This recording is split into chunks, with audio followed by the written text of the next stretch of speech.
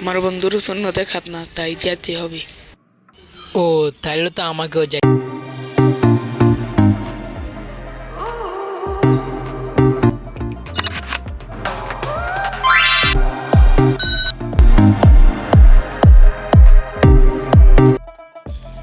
এই কিরে তুই কই যাস? দাঁড়া বেড়া।